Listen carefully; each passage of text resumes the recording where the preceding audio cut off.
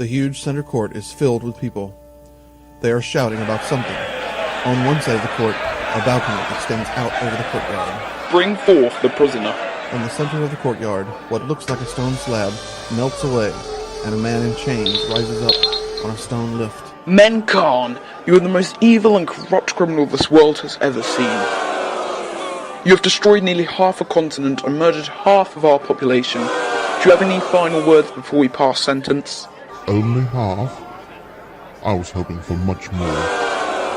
Minister Colic, how's your wife? This court finds you guilty. Are you ready for sentencing?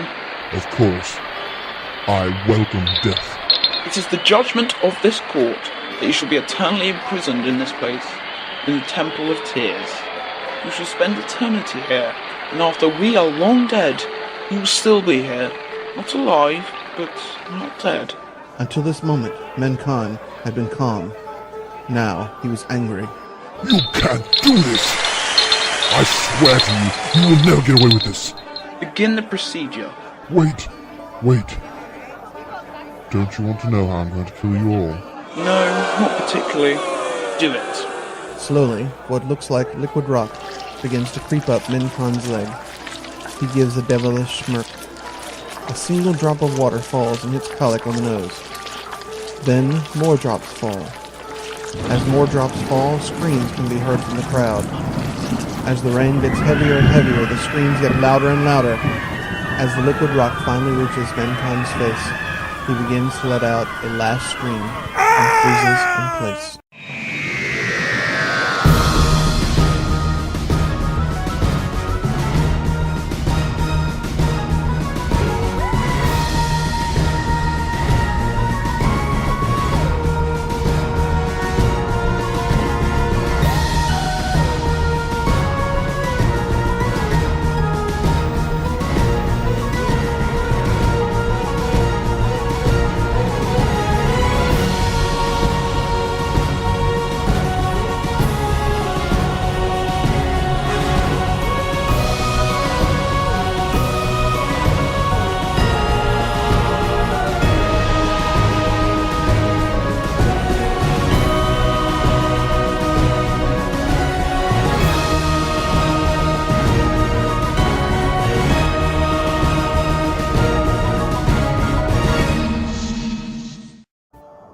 The TARDIS materializes on what looks like a completely barren and lifeless desert. The Doctor and Elan emerge from the TARDIS. When you said desert, I didn't think you meant a desert. You know that makes absolutely no sense, don't you? A desert. Are you sure it's safe? I could tell you yes, but I'd be lying. Very often danger can be hidden in the simplest of things. Well, there isn't much here except sand, so unless there's danger in that, there isn't danger in that, is there? The Doctor gives her a look, and then they continue on. He takes off his coat and drapes it over his arm as they continue to walk. Is that a building? I think it is. It must be the famous Temple of Tears. Is that why we are here? Well, I told you that we needed to pick somewhere completely random, somewhere completely out of the way, and somewhere isolated! So here we are. The Doctor and Elan approach and enter the Temple of Tears. They're admiring the art in the temple. Who built it? Oh, an ancient race, long since extinct. Very few people even know this place exists. I've always meant to go back and see what happened to them, just never got round to it. No wonder it is called the Temple of Tears. Look at this one. Elan moves toward the large statue in the center of the hall. The Statue of Mehn-Khan. Very original title. It looks different than the other artifacts. It looks so real. That is the point of the statues. Capture the likeness of an individual. He looks so sad and hurt. He is a statue. Elan looks up at the large statue sadly. She reaches up on the pedestal and touches the calf muscle of the statue, and then turns away. She doesn't see that her handprint stays, only for a second, glowing bright blue. So nothing on any of these artifacts says anything about the decline of the civilization. On Calixia, our great decline of 4421 was documented by every great artist on the planet. Isn't it strange that there is no mention of a decline? Like it happened suddenly. Not necessarily. Civilizations rise and fall for a variety of reasons. They also choose what they document for a variety of reasons. But still, yes, it is very odd. Elan continues looking around the circular room, looking at all the different artifacts. when she notices something unusual about the statue she touched earlier. At first, Elan can't put her finger on what's unusual, but then she sees it. Doctor, that statue, the one of Mehn-Khan? Yes? Never mind. It's stupid. Statues don't move. Painful images flash in the doctor's mind.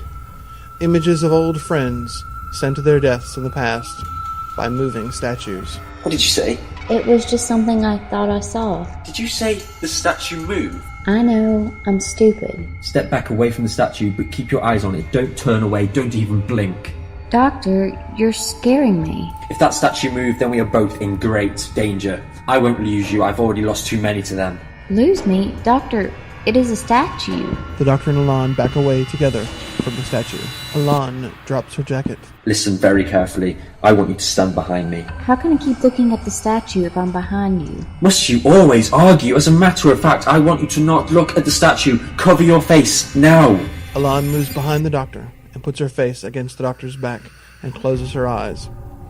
The doctor hasn't taken his eyes off the statue of Mehn-Khan. Then slowly, he purposefully closes his eyes and then opens them again. It's clear. It didn't move. Can you please explain what that was all about? For a moment I thought it might be a weeping angel. What? I'll explain later. Come on, let's get back to the TARDIS. As the doctor and Elan go to leave, the statue moves its arm and begins to stretch its legs.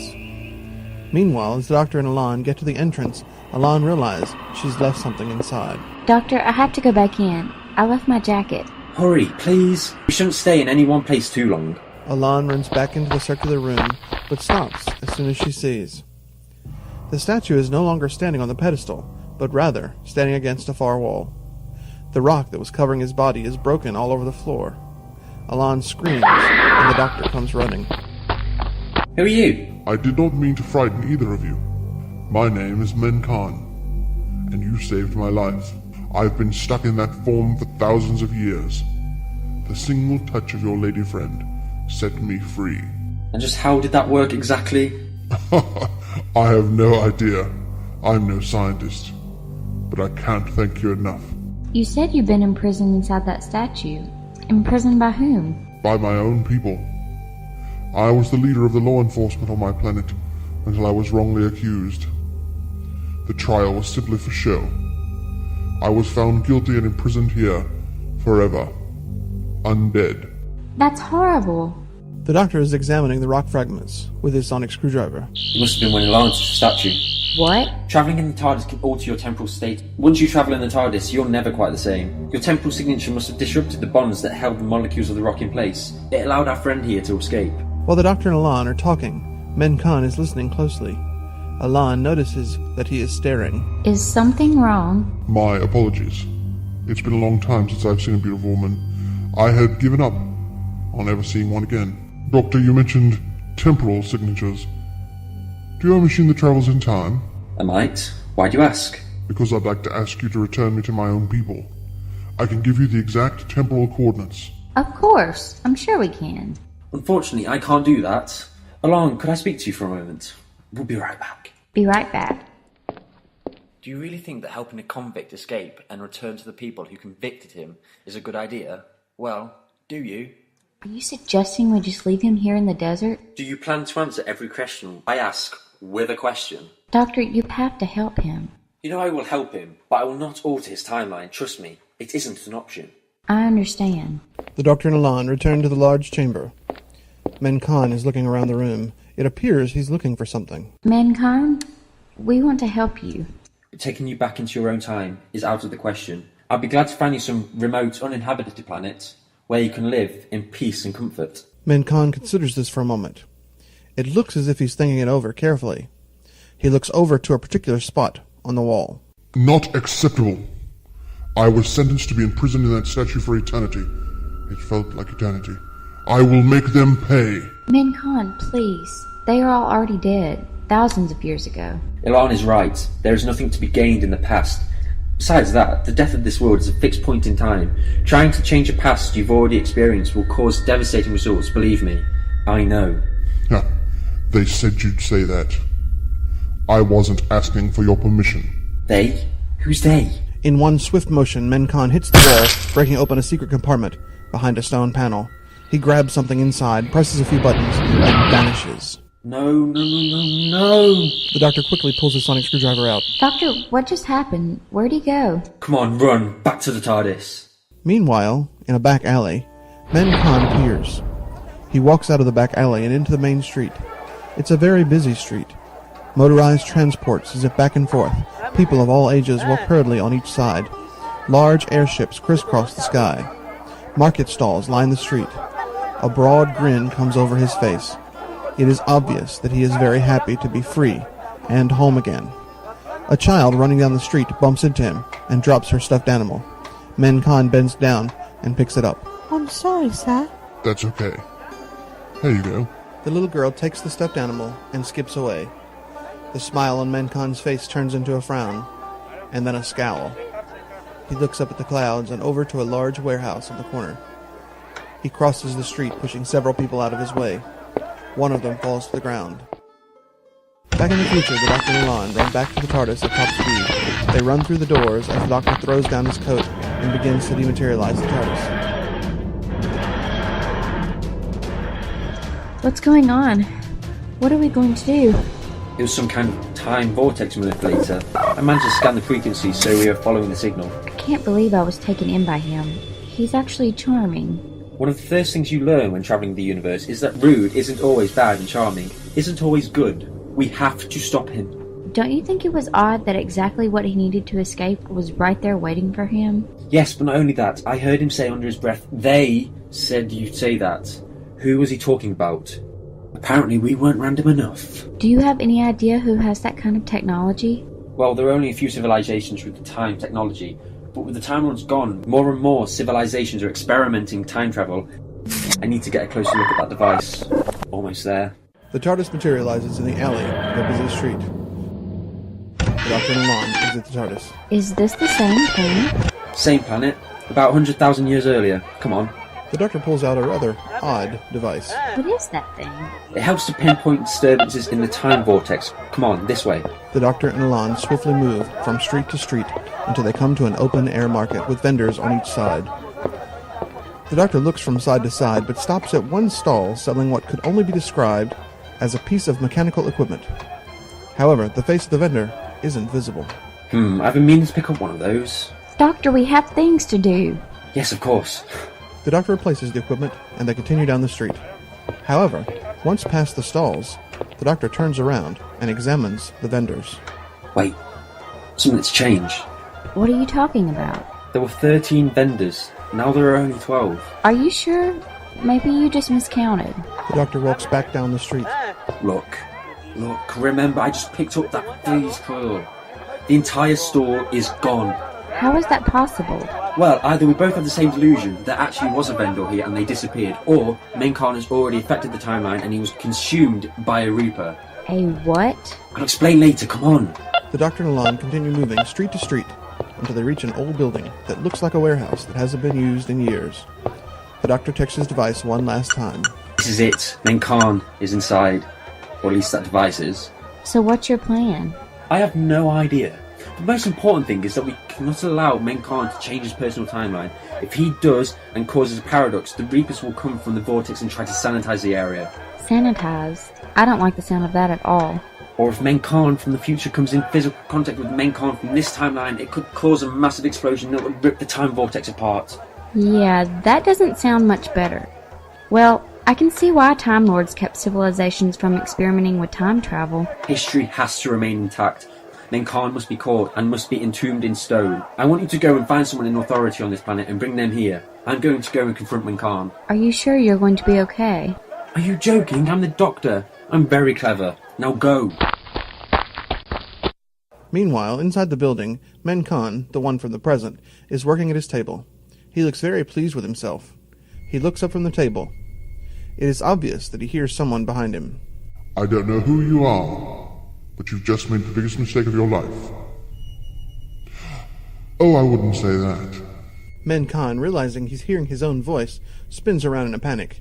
He sees himself looking back, but instantly knows this is no mirror. The Mehn-Khan staring back at him is holding a gun. Who are you? What's going on? I'm from your future. A future that I cannot let happen. But you can't be here. It violates the basic principle of time. Wait.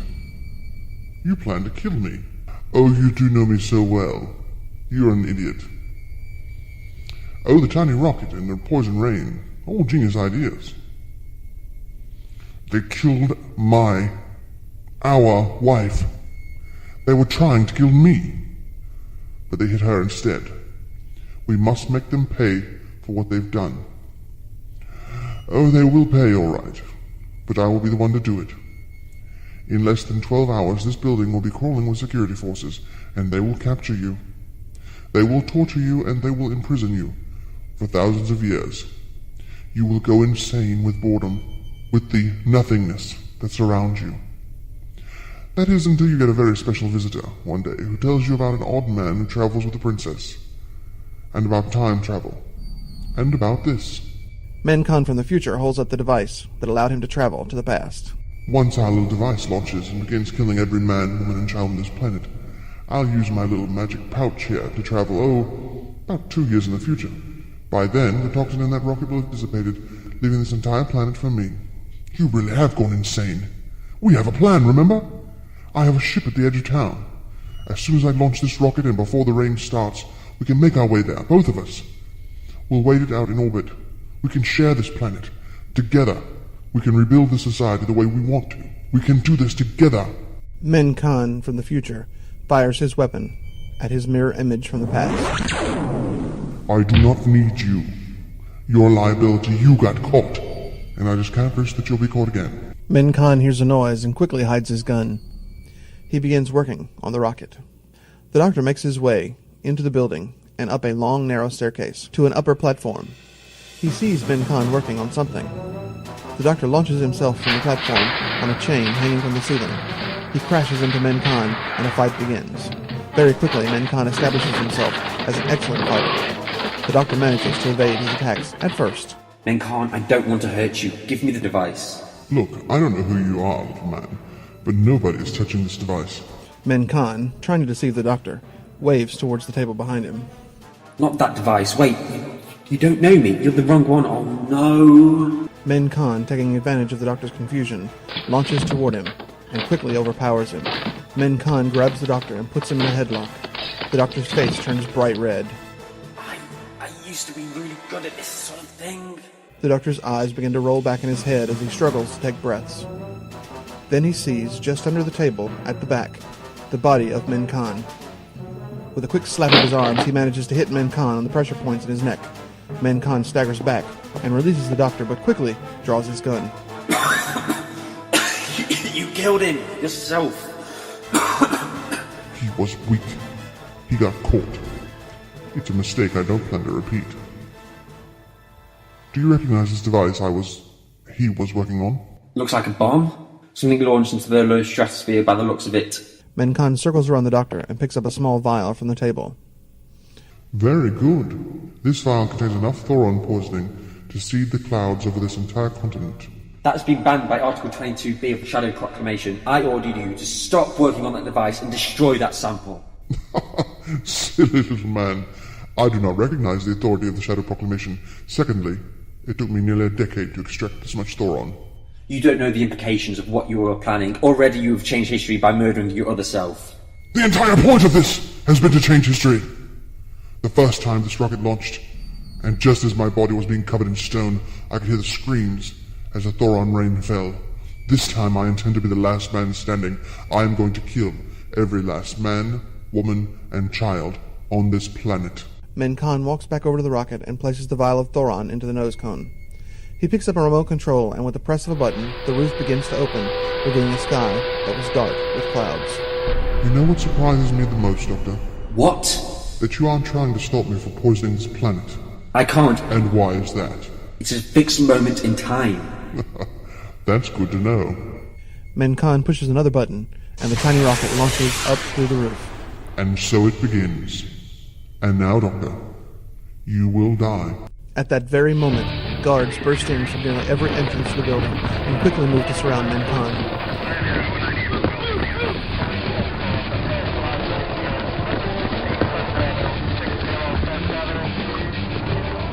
The doctor looks up and sees Elan standing on the same balcony he jumped from earlier. She looks angry. Meanwhile, Mehn-Khan fights the first wave of guards, but is quickly brought down to his knees. No! Doctor, if you help me, I'll tell you what you want to know. I'll tell you who helped me. One of the guards strikes Mehn-Khan, knocking him unconscious. No! The guards take Mehn-Khan away. The doctor and Elan leave the warehouse. Is it true Is what true? that everyone is going to die? Everyone on this planet, that desert we were in, this is the moment they all die, and you did nothing to stop it. Elan, time travel is more complex, much more complex than you can imagine. I'm a Time Lord, and there are things that even I can't do. Certain moments, certain events are fixed points in time that if anyone or anything messes with them, reality itself will fall apart. We've seen the results. Changing this moment will send ripples through the entire space-time continuum. Worlds could end, civilizations of billions could cease to exist. No, what happens today, what happened today, must always happen. I can't believe that. You could have saved everyone. It is what you do, isn't it? You call yourself a doctor, and you go around trying to help people when today, the one day, you could have saved everyone. You did nothing. Elan, it isn't that simple. Sometimes it is, but this time it just isn't. You have to trust me. Trust you? Sometimes I don't even think I know you. Elan storms away, leaving the doctor looking towards the ground. The huge center court that will eventually become known as the Temple of Tears is filled with people. They are shouting about something. On one side of the court, a balcony extends out over the courtyard. The doctor and Elan are sitting in the audience. Bring forth the prisoner. From the center of the courtyard, what looks like a stone slab melts away, and a man in chains rises up on a stone lift. Mehn-Khan, you are the most evil and corrupt criminal this world has ever seen. You have destroyed nearly half a continent and murdered half of our population. Do you have any final words before we pass sentence? This isn't right. I'm not the Mehn-Khan you think I am. This is all a mistake. Please don't do this. Have mercy on me. This court has no mercy for you. This court finds you guilty. Are you ready for sentencing? No. No, please. It is the judgment of this court that you shall be eternally imprisoned in this place, in the Temple of Tears. You shall spend eternity here, and after we are long dead, you will still be here. Not alive, but not dead. Please. Please, not again, I beg you. I can't live another day like that. Please. You're all in danger. I can save you. The rocket, the rain is going to be poison. Begin the procedure. Slowly, what looks like liquid rock begins to creep up Mehn-Khan's leg. He cries in pain. As the liquid rock finally reaches Mehn-Khan's face, he begins to let out a last scream and freezes in place. It is done and time is intact. We better get going. Elan gets up coldly and walks towards the exit. You're still mad. Mad? No. Just sad. So am I. Come on. We still don't know who left that device for Mehn-Khan. The doctor pulls the device out of his pocket. That's the odd thing. I don't recognise it. The technology isn't Time Lord, isn't Dalek, it isn't Cybermen, or anything else I recognise. The doctor gives the device a quick swipe with the sonic screwdriver, and it crackles with electronic sparks. Either way, it is drunk now. Come on, let's go. Looks like rain.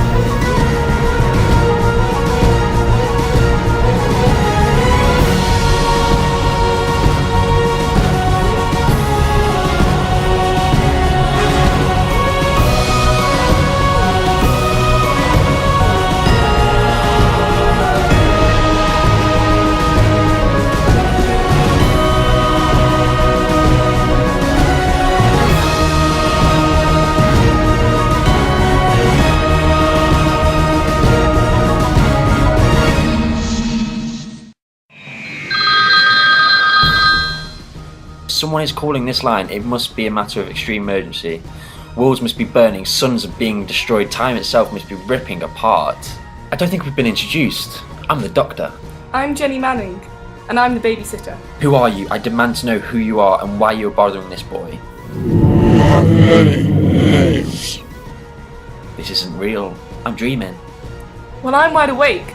I'm not stupid. I was there. This blue box, it travels in time and space. You're a Time Lord that can change his face. I saw it. I saw the inside. It is true. Tell me I'm crazy and I'll go straight back inside.